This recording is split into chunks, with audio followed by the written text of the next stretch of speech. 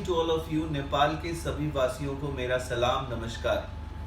ये वीडियो मैं इस सिलसिले में बना रहा हूँ कि आप जो बच्चे हैं, जो अभिभावक हैं नेपाल के, वो कई बार ये बात नहीं जानते कि सेंट्रल गवर्नमेंट यूनिवर्सिटी भारत की और स्टेट गवर्नमेंट यूनिवर्सिटी हिंदुस्तान में 14 अगस्त और 15 अगस्त को लास्ट डेट मानती है भारत के एडमिशन्स में। चाहे आप इंजीनियरिंग की बात करें, चाहे पैरामेडिकल्स की बात करें और चाहे किसी भी दूसरे कोर्स की बात करें। कई जानकार ये बात जानते भी हैं, लेकिन कई बार बच्चे और अभिभावक को ये बात नहीं बताई जाती है और बच्चे प्राइवेट और डीम्ड यूनिवर्सिटीज़ का शिकार बन जाते हैं। मैं सबसे पहले नेपाल के सारे छात्र और अभिभावकों को इस बारे में सूचना देता रहा हूँ और ये बताता रहा हूँ कि भारत की प्राइवेट और डीम्ड यूनिवर्सिटीज़ का सबसे आसान मार्केट नेपाल है।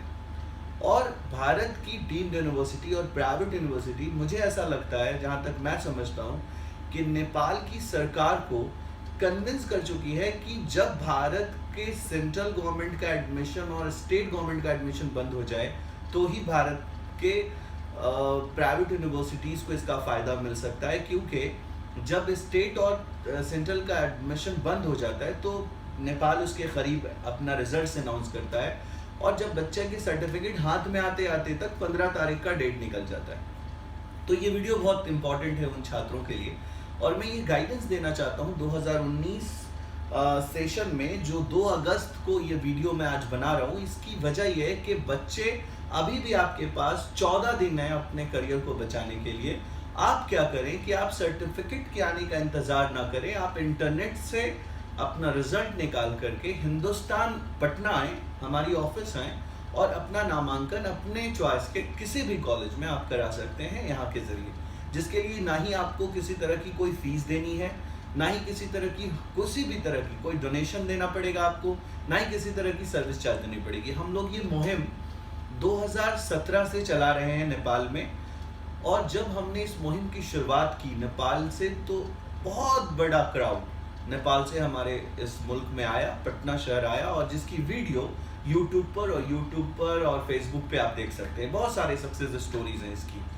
मैं नेपाल के सभी छात्र और अभिभावकों से अनुरोध करता हूं कि क्यों हम अपनी कीमती मेहनत का 50,000, 60,000, 70,000 रुपया उन एजेंटों को देते हैं। क्यों नहीं हम ये सोचते हैं कि हम 500 का टिकट लेके पटना आ जाएं। पटना बहुत नज़दीक है आपके शहर से और कई बार हमारा बॉर्डर भी टच करता है आपके देश से। तो मैं आपसे एक अपील करता हूं कि आप यहाँ आएँ और अपने लाखों की जो रकम है जो आप किसी कंसल्टेंसी को देते, जैसे हम बात करते हैं कि एजुकेशनल कंसल्टेंसी एसोसिएशन वहाँ एक ECAN नाम का बना हुआ है।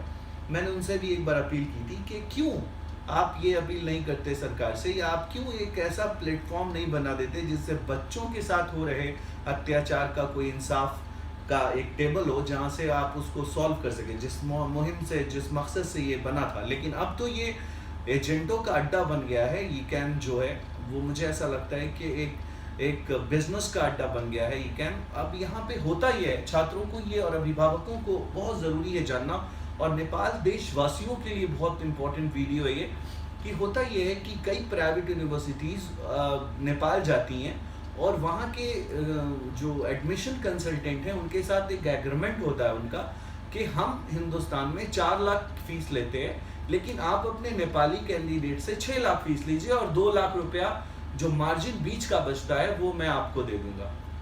तो आप सोचिए कि नेपाल में जिस तरह से कंसल्टेंट एजुकेशनल कंसल्टेंसी फल फूल रही है कि अगर वो पूरे साल कोई काम ना करे, सिर्फ 5 बच्चों को फंसा ले, तो वो 10 लाख का बिजनेस कर जाता है।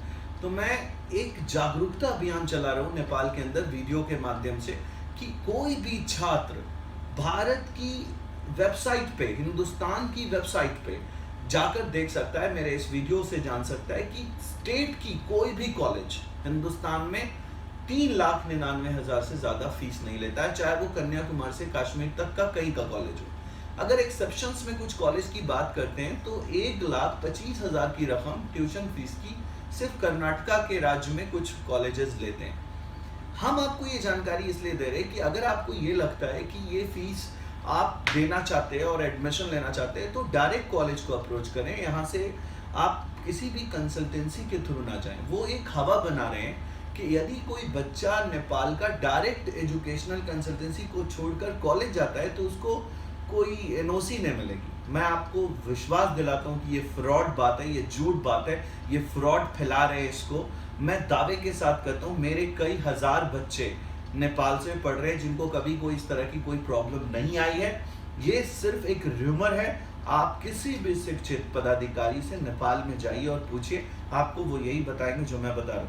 हिंदुस्तान गवर्नमेंट और नेपाल गवर्नमेंट के बीच जो मुआहदा है वो ऐसा है कि कोई भी एक परिवार नेपाल का डायरेक्ट बस पकड़ करके हिंदुस्तान आ सकता है और वो हिंदुस्तान के किसी भी राज्य में जाकर एडमिशन ले सकता है। और हर राज्य में ऐसे कॉलेजेस मौजूद हैं जिसको all India council of technical education के जरिए इसकी अप्रूवल है कि वो नेपाल के बच्चों को 15% सीटों पर पढ़ाएगा। ये और एक बहुत इंपॉर्टेंट खास जानकारी मैं देना चाहता हूँ कि 100% ज़्यादातर कॉलेजेस जहाँ से आप एडमिशन लेते हैं, अगर मैं आपको अपील करता हूँ कि आप रोजमाइन आइए, रोजमाइन एजुकेशनल चैरिटेबल ट्रस्ट जो संस्था है, इसमें हम लोगों ने क्या है कि जितने भी कॉलेजेस टीयू और सीटीवीटी से इक्विवेलेंट है, हमने उनसे एक टाई अप किया है और बच्चों के लिए एक ऐसा एक प्लेटफॉर्म बनाया है अपने पटना शहर के अंदर में कि कोई भी बच्चा आए, हम उसे 100% ट्यूशन फीस में रिम्बर्समेंट देंगे। हम उसकी ट्यूशन फीस की जिम्मेदारी उठाएंगे, चाहे वो हिंदू हो, मुसलमान हो, सिख हो, ईसाई हो, किसी भी धर्म, किसी भी जाति का हो। अगर वो 14 अगस्त 2019 के पहले आने वाले हर साल तक, यानी हर सेशन 14 अगस्त को ही खत्म होगा। अभी ये 19 सेशन के लिए वीडियो मैं बना रहा हूँ। अगर वो 2019 में 14 अगस्त से पहले बच्चा आ जाता है मेरे पास, उसके पास कोई डॉक्यूमेंट नहीं है, सिर्फ वो पास बच्चा है, तो हम उसे हिंदुस्तान के किसी भी कॉलेज में जहाँ वो चाहते हैं उसमें हम उनको खाने रहने को छोड़कर और एग्ज़ाम फीस को छोड़कर हम उनके कॉलेज की सारी फीस अदा करेंगे और एडमिशन के नाम पे कोई भी पैसा उनसे नहीं लिया जाएगा। और इस पैटर्न पर हज़ारों बच्चों की एडमिशन्स हुए, उसकी सक्सेस स्टोरीज आप जाकर फेसबुक और यूट्यूब पे देख सकते हैं। अगर कोई बच्चा ये समझता है कि ये जो एग्ज़ाम फीस है और खाने रहने की फ़ीस कितनी है, तो मैं उसको ज़रूरी समझता हूँ कि वो ये जान ले कि हमारे यहाँ खाने रहने की जो फ़ीस है हिंदुस्तानी करेंसी में मैं बता सकता हूँ कि 5,000 रुपया है और एग्ज़ाम की फ़ीस 2-3 हज़ार रुपया है। तो अगर आप देखेंगे तो 5,000 इंटू 12 इसकस टू 60,000 और 3-4 हज़ार रुपया अगर उनका एग्ज़ाम में लगता है तो 65 या 70,000 रुपये की रकम तक लग सकता है आपको यहाँ इंजीनियरिंग करने में, बीबीए करने में, एमबीए करने में, पॉलिटेक्निक करने में और अदर हिंदुस्तान में कोई भी कोर्स करने में। मैं सिर्फ एमबीबीएस की कोर्सेज नहीं कराता हूँ, बीडीएस के कोर्सेज नहीं कराता हूँ। और मैं रिक्वेस्ट करता हूँ नेपाल के सभी छात्रों की, इतना कीमती पैसा जो आप कमाते हैं आप एजेंटों को ना दें, आप डायरेक्ट यहाँ आएँ और अपना पैसा बचाएं। एक इम्पॉर्टेंट बात बोलकर मैं अपनी बात को ख़त्म करूँगा कि जो प्राइवेट यूनिवर्सिटीज़ का बाजार है वो तभी ख़त्म हो सकता है जब जागरूकता फैलेगी। और मैं ये जागरूकता बच्चों के हित में है और पूरा देश देख रहा है इस वीडियो को, तो मैं उनसे एक अपील करूँगा जो देश में चाहे कोई भी कैटेगरी का इंसान इस वीडियो को देख रहा है कि वो हर उस दूसरे घर तक पहुँचाने में इस वीडियो को मदद करे। इस छोटी सी जानकारी से शायद किसी किसान का, किसी गरीब का, किसी एक मजदूर का पैसा बच सकता है। यही मिशन है रोजमाइन ट्रस्ट का और ये मिशन है कलाम साहब के सपनों को पंख देने का। Thank you so much. खुदा हाफिज़। Thank you.